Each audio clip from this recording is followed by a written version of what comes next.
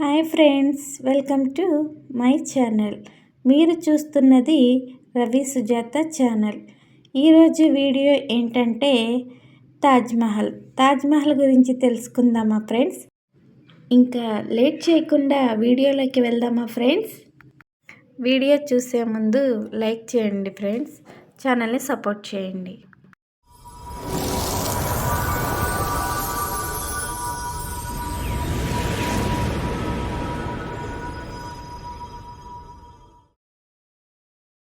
మనందరికీ ఎంతో ఇష్టమైన తాజ్ మహల్ పూర్తి కథ తెలుగులో.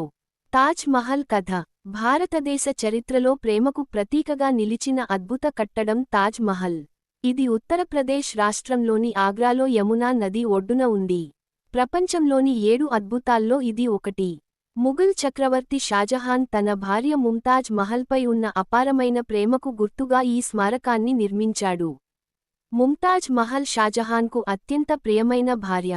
ఆమె 1631 సంవత్సరంలో తన 14వ బిడ్డకు జన్మనిస్తూ మరణించింది. ఆ విషాదం షాజహాన్ను తీవ్రంగా కుంగదీసింది.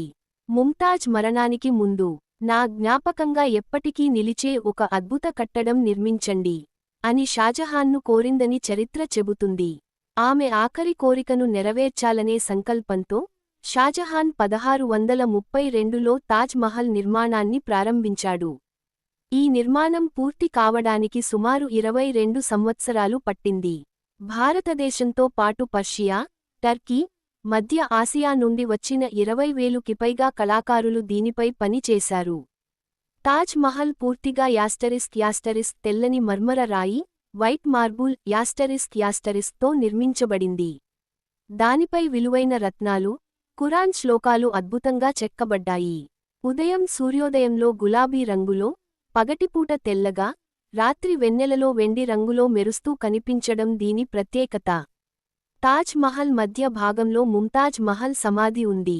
తరువాత షాజహాన్ కూడా మరణించిన తరువాత ఆమె పక్కనే సమాధి చేయబడ్డాడు. ఇలా ప్రేమతో కూడిన వారి జీవితం మరణం తరువాత కూడా కలిసి ఉండేలా మారింది. కొన్ని కథనాల ప్రకారం షాజహాన్ యమునా నది అవతల నల్ల మర్మరంతో మరో తాజ్ మహల్ నిర్మించాలని అనుకున్నాడని చెబుతారు. కాని అతని కుమారుడు ఔరంగజేబు అతన్ని జైలులో పెట్టడంతో ఆ కల నెరవేరలేదు. ఈరోజు తాజ్ మహల్ కేవలం ఒక సమాధి మాత్రమే కాదు, ప్రేమ, త్యాగం, కళా నైపుణ్యం, మానవ భావోద్వేగాల శాశ్వత చిహ్నంగా నిలిచింది. అందుకే తాజ్ మహల్ అంటే ప్రేమకు శాశ్వత స్మారకం అని ప్రపంచం మొత్తం గౌరవిస్తుంది.